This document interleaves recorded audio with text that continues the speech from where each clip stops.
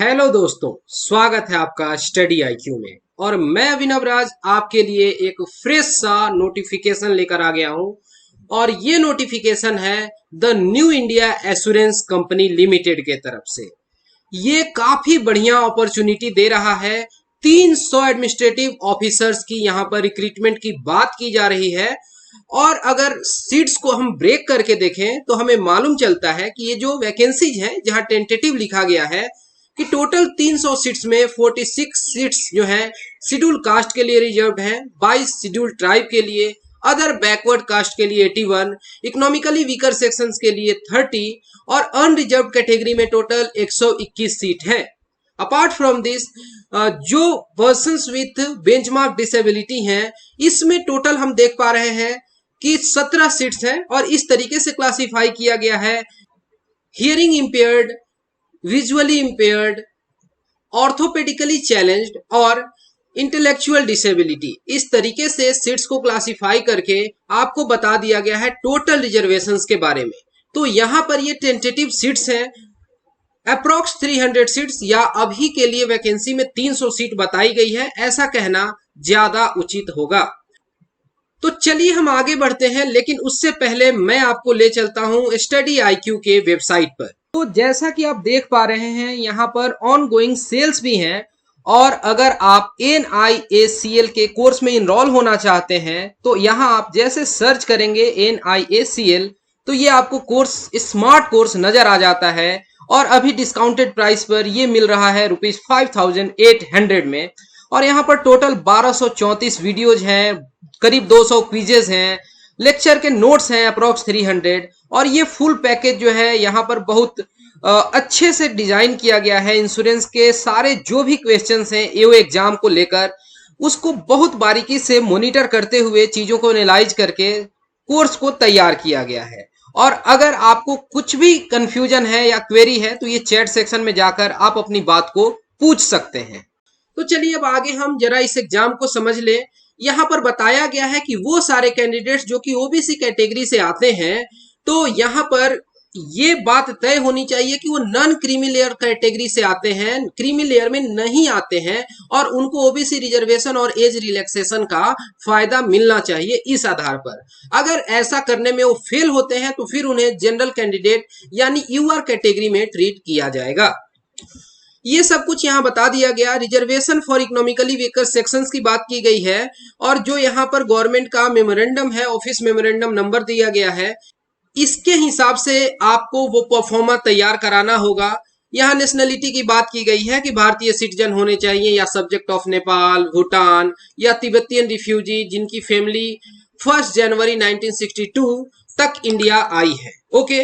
और यहाँ पर इंटेंशन था परमानेंट सेटलिंग। ये सारी बातें कर दी गई हैं। बाकी कुछ कंट्रीज के भी नाम दिए गए हैं, आप इसे देख सकते हैं अगर आप पर अप्लाई होता है तो। ओके। अब यहाँ कुछ इंपॉर्टेंट डेट्स को देख लेते हैं। डेट बहुत जरूरी है जानना। और देखिए, ऑनलाइन रजिस्ट्रेशन और पेमेंट की जो डेट दी गई है 1 से लेके 21 यानी 1 सितंबर से लेके 21 सितंबर के बीच में, और ये दोनों डेट इंक्लूसिव है।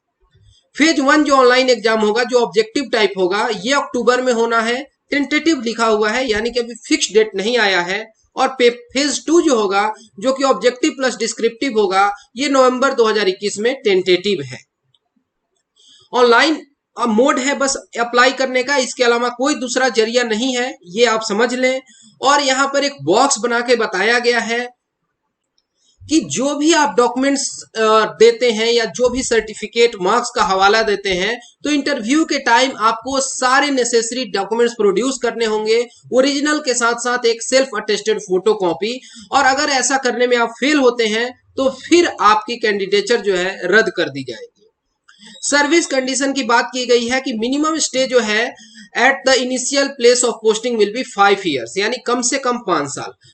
प्रोबेशन फेज के बारे में बताया गया है कि ये जो candidate appointed in the officers cadre on regular payroll of company shall be on probation for a period of 1 year from the date of joining. ठीक है, तो 1 साल का प्रोबेशन है। द प्रोबेशन पीरियड में extend twice by further period of 6 months at a time, यानी maximum 1 साल इसमें स्ट्रेच हो सकता है। और भी बातें यहाँ बताई गई हैं। एक ये देख लेंगे, गारंटी बॉन्ड की बात की गई है कि मिनिमम पीरियड जो है 4 साल का है कि आपको यहाँ पर सर्व करना होगा। Before joining as probationer, the selected candidate will be required to give an undertaking to serve the company for a minimum period of 4 years. और यहाँ पर ये इंक्लूड किया गया है प्रोबेशन पीरियड को भी। अगर वो व्यक्ति रिजाइन करना चाहते हैं कंपनी से before the expiry of bond period, तो इन्हें 1 साल का ग्रॉस सैलरी जो है वो पे करना पड़ेगा। ठीक है, और भी यहाँ कुछ बातें बताई गई हैं, but exam point of view से हम चीजों को यहाँ फोकस करते हैं। ये बेसिक पे 32,795 रुपीज होगा, और यहाँ पर ये सारे पे स्केल की जानकारी दी गई है। एजुकेशनल क्वालिफिकेशन डेट दिया गया है 30/9/2021, यानी 30 सितंबर 2021 के स्थिति में वो जो व्यक्ति हैं उनके पास मिनिमम ग्रेजुएशन की सर्टिफिकेट होनी चाहिए, यानी कि क्वालिफिकेशन होनी चाहिए, या फिर पोस्ट ग्रेजुएशन हो किसी भी डिसिप्लिन में, रिकॉग्नाइज्ड यूनिवर्सिटी और any equivalent qualification central government के द्वारा जो रिकॉग्नाइज की जाती है, और उसमें 60% मार्क्स होने चाहिए, जिसको बोलचाल में फर्स्ट डिवीजन कहते हैं। जनरल कैंडिडेट्स के लिए कम से कम 55% मार्क्स होने चाहिए शेड्यूल कास्ट, शेड्यूल ट्राइब और पर्सन्स विथ बेंचमार्क डिसेबिलिटी के लिए। ओके, और यहाँ पर पासिंग जो है वो हो जाना चाहिए 30/9/2021 तक। इसके लिए आपको सर्टिफिकेट प्रूफ देना होगा। ऐसे स्टूडेंट जो कि फाइनल ईयर में है या फाइनल सेमेस्टर चल रहा है उनका ग्रेजुएशन का, वो भी अप्लाई कर सकते हैं। और यहाँ पर they will have to produce proof of having pass the qualifying exam on or before 39, मतलब 30 सितंबर 2021 के पहले उनको पास होने का ये प्रूफ दे देना होगा। कैंडिडेट्स हैविंग IDD यानी कि इंटीग्रेटेड ड्यूअल डिग्री सर्टिफिकेट, वो इंश्योर कर ले कि डेट ऑफ पासिंग जो है वो 30/9/2021 से पहले का हो। तो ये सारी बातें कर दी गई हैं, आप बात को समझ गए। यहाँ पर अब किस तरीके के रिलैक्सेशंस वगैरह दिए गए हैं ये भी समझ लेते हैं। एज जो है 1 अप्रैल 2021 को जांचा जाए तो कम से कम 21 साल होना चाहिए, और महत्तम यानी मैक्सिमम 30 इयर्स होना चाहिए 1 अप्रैल 2021 को, इससे अधिक या कम नहीं होना चाहिए।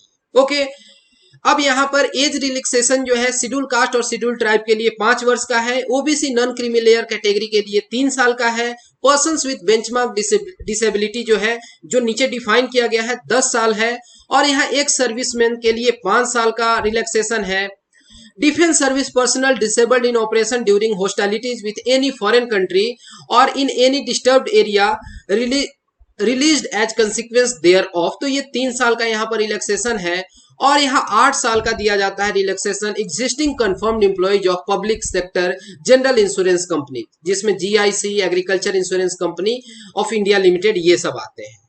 ओके, तो ये सब आप समझ गए। यहाँ पर डेफिनेशन दिया गया है कि NIACL एक्स सर्विसमैन किसे कहती है, disabled ex serviceman persons with benchmark disability किसको कहती है, और यहाँ पर rights of persons with disability act 2016 का संज्ञान दिया गया है कि इसके हिसाब से बातों को रखा जा रहा है। ओके, अब यहाँ पर बाकी कुछ गाइडलाइंस वगैरह दिए गए हैं।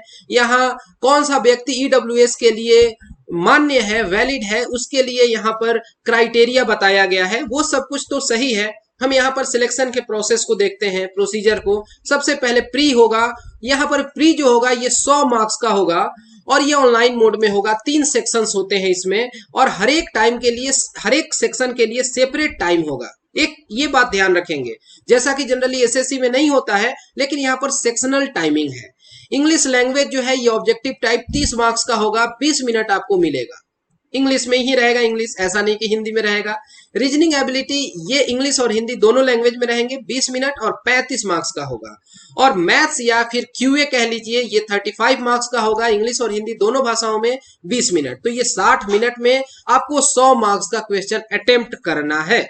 ठीक है, यहाँ पर candidates have to qualify in each test या सेक्शन, यानी सेक्शनल कट ऑफ भी आपको क्रॉस करना होगा, और फिर ओवरऑल कट ऑफ तो क्लियर करना ही होगा। ओके, यहाँ जो फेज 2 होगा वो मेंस एग्जामिनेशन है, ये 200 मार्क्स का होगा, और यहाँ पर डिस्क्रिप्टिव टेस्ट होगा 30 मार्क्स का। ठीक है, 200 मार्क्स का ऑब्जेक्टिव और 30 मार्क्स का डिस्क्रिप्टिव। जो ये ऑब्जेक्टिव और डिस्क्रिप्टिव टेस्ट होंगे ये दोनों के दोनों ऑनलाइन होंगे। और candidates will have to answer descriptive test by typing on the computer, यानी आपको थोड़ी टाइपिंग की प्रैक्टिस तो जरूर ही होनी चाहिए। जैसे ऑब्जेक्टिव एग्जाम खत्म होगा तो ये टाइपिंग वाला काम, डिस्क्रिप्टिव वाला शुरू हो जाएगा। जो ऑब्जेक्टिव टेस्ट होगा फेज 2 में, यहां पर आप देख लीजिए 2.5 घंटे का आपको टाइम दिया जा रहा है और वो इस तरीके से होगा। रीजनिंग के लिए 50 मार्क्स 40 मिनट में, English language 50 marks 40 minute, general awareness यानी जीके जीएस जीए जो कह लीजिए 50 मार्क्स 30 मिनट, और मैथ्स जो है 50 मार्क्स का 40 मिनट में, यानी 2.5 घंटे हो गए यहाँ पे 2.5 आवर्स, और ये 200 मार्क्स आपको लाने होंगे, मतलब फुल मार्क्स 200 है, ठीक है। जो डिस्क्रिप्टिव होगा आधे घंटे का होगा, 30 मार्क्स का होगा, और यहाँ पे लेटर राइटिंग करना होगा 10 मार्क्स का, और ऐसे होगा 20 मार्क्स का, यानी टोटल 30 मार्क्स में आप जितना स्कोर कर लें। और यहाँ पर मिनिमम स्कोर होगा हर एक सेक्शन का, और सेक्शनल यहाँ पर यानी कि आपको कट ऑफ क्रॉस करना होगा, तभी आप आगे के लेवल पर जा सकेंगे फॉर डिस्क्रिप्टिव टेस्ट इवेल्युएशन या इंटरव्यू। जो डिस्क्रिप्टिव आंसर स्क्रिप्ट होगा वो इवेल्युएट होगा only in respect of those candidates जो क्वालिफाई करते हैं ऑब्जेक्टिव टेस्ट को, यानी अगर आप यहाँ पर ये वाला टेस्ट जो है इसको क्लियर कर लेते हैं तभी आपकी ये पेपर जो है उसकी जांच होगी, ठीक है।